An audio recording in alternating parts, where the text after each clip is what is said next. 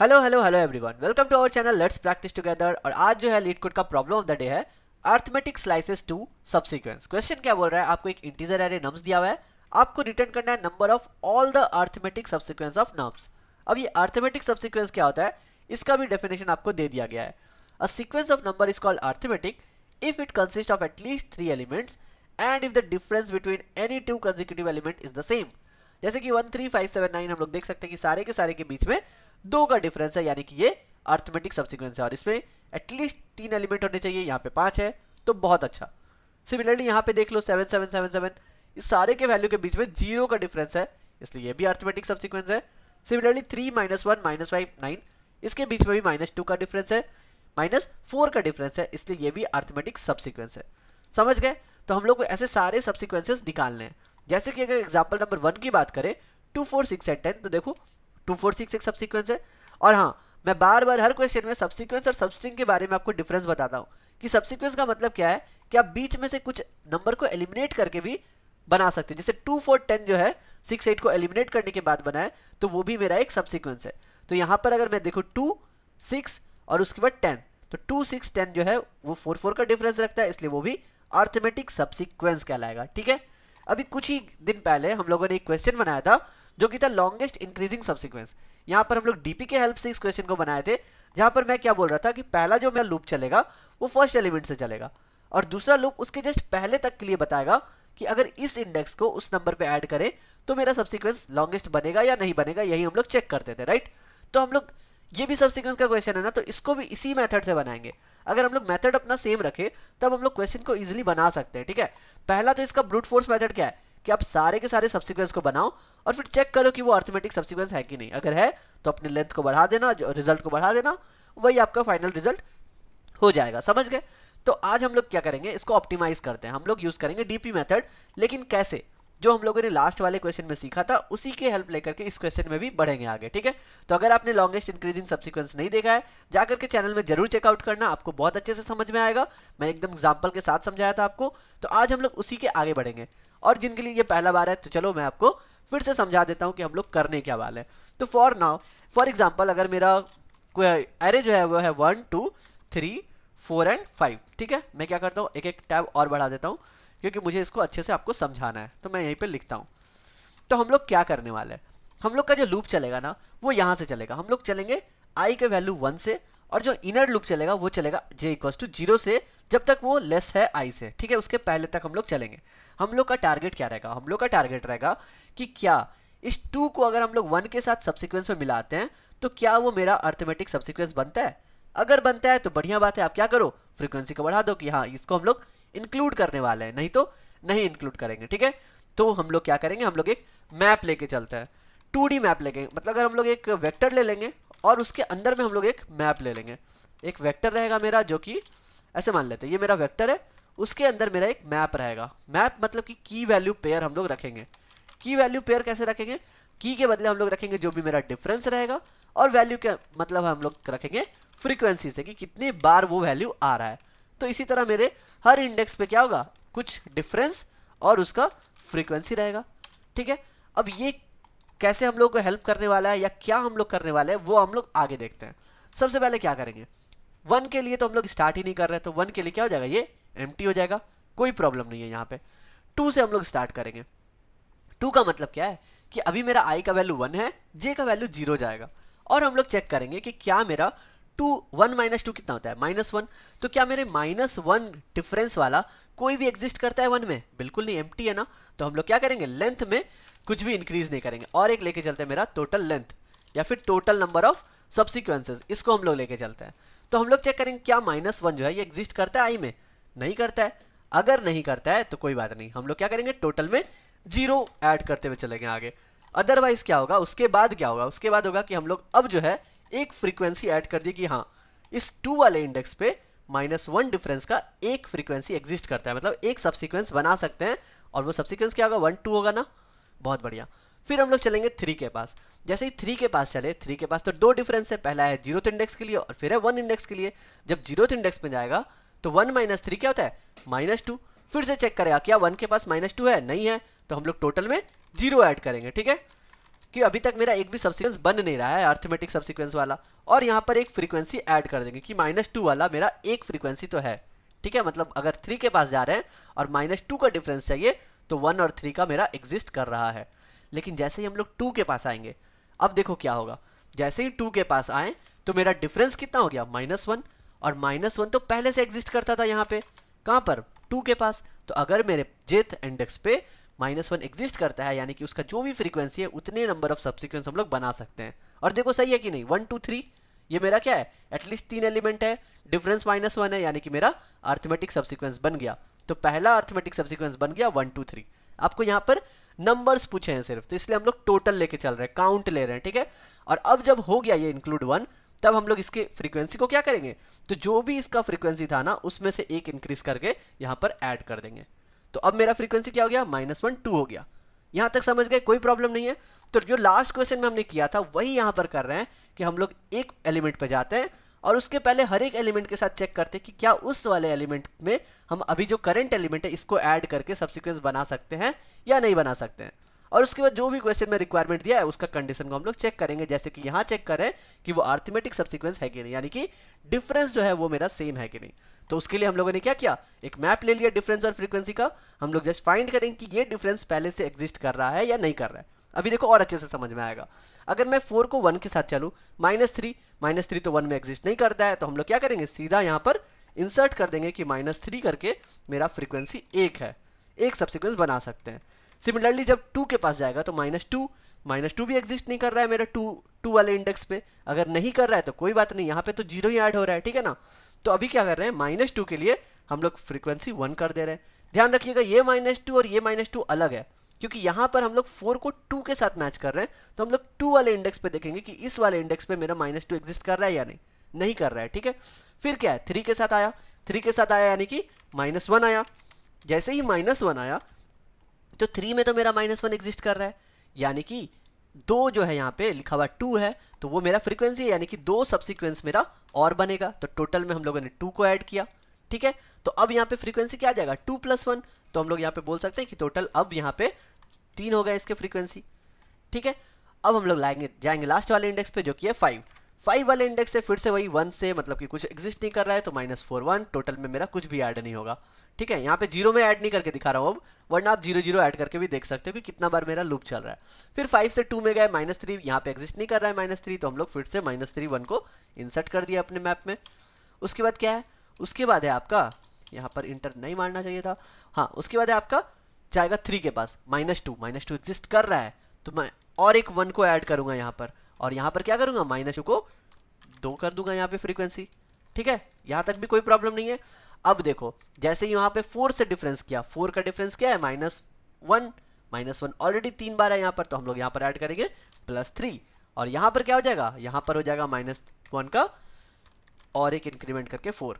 तो अल्टीमेटली मेरा जो 2D मैप है ऐसा दिखेगा।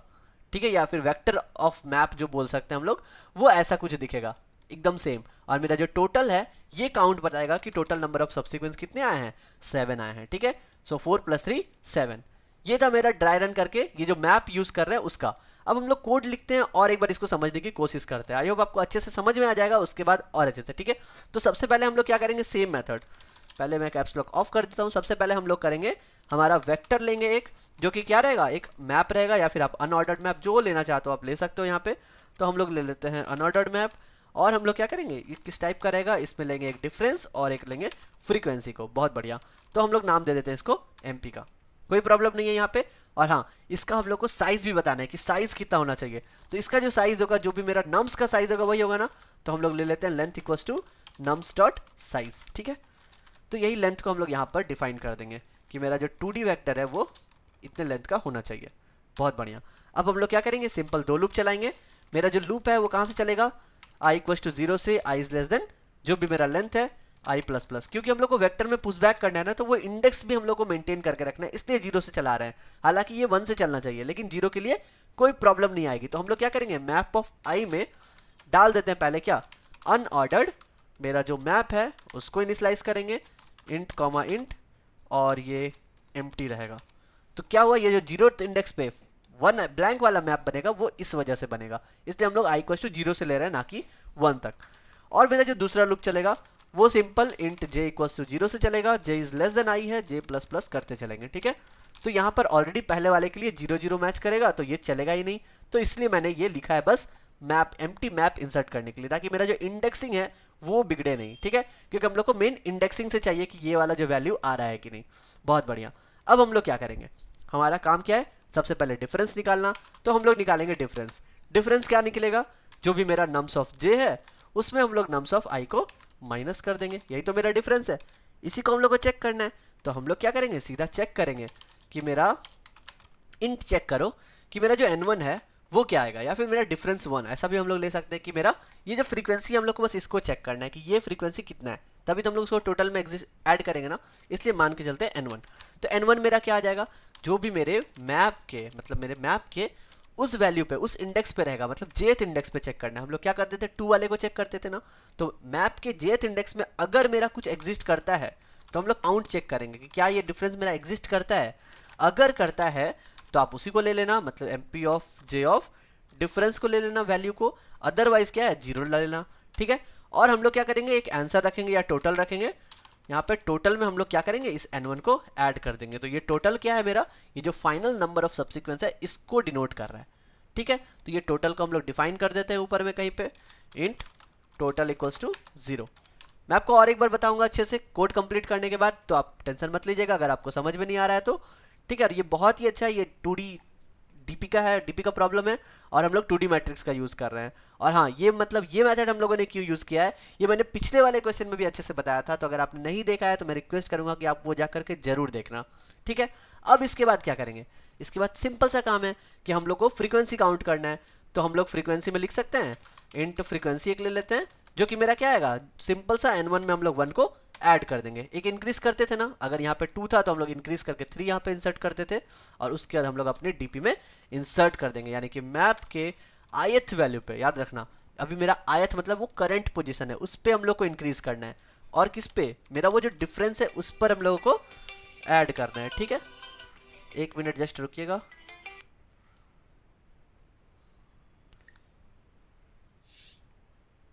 हाँ, तो अभी हम लोग क्या करेंगे, ith पोजीशन पे डिफरेंस वाले पे बस फ्रीक्वेंसी को अपडेट कर देंगे, ठीक है। बस हमारा काम हो गया। उसके बाद हम लोग को क्या करना है, ये टोटल को जस्ट रिटर्न कर देना है। तो जैसे ही मेरा फॉर लूप कंप्लीट होता है, हम लोग क्या करते हैं, सीधा हम लोग रिटर्न कर देते हैं अपने टोटल को, हमारा काम हो गया।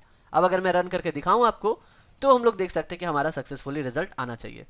और यहाँ पे हम लोग को प्रॉब्लम दिखा रहा है, प्रॉब्लम क्या है, मैप ऑफ आई हम लोगों ने लिखा है यहाँ पे, जो कि यहाँ पे प्रॉब्लम है क्या, कोई भी प्रॉब्लम नहीं होना चाहिए, क्योंकि हम लोगों ने अनऑर्डर्ड मैप लिया है, int J J I is less then length I plus plus, यहाँ पे तो कोई भी प्रॉब्लम नहीं होनी चाहिए। यहाँ पे बोल रहा है ओके, मैंने मैप लिख दिया गलती से, यहाँ पर एमपी हम लोगों ने डिफाइन किया है, तो मैप क्यों लिखेंगे, बहुत ही गंदी वाली गलती थी, तो कोई दिक्कत नहीं है, ठीक है। अभी हम लोग देख सकते हैं कि हमारा problem test case 1 I am sorry, test case 1 हमारा एकदम सही से पास हुआ है, जहाँ पर हमारा आउटपुट भी 7 है, एक्सपेक्टेड भी 7 है, लेकिन सेकेंड वाले केस में जहाँ पर हमारा सारा वैल्यू सेम है, वहाँ पर आंसर गलत आया है, यानी कि 6 हम लोग सब सीक्वेंस को काउंट नहीं कर सके हैं।